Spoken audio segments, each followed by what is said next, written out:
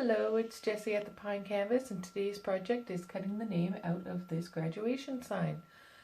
This name is cut out of 1/4 inch poplar wood and then attached to a 3/4 inch birch plywood circle. I hope you enjoy the video, and please check the shop out for your very own graduation sign, thepinecanvas.etsy.com. Thank you.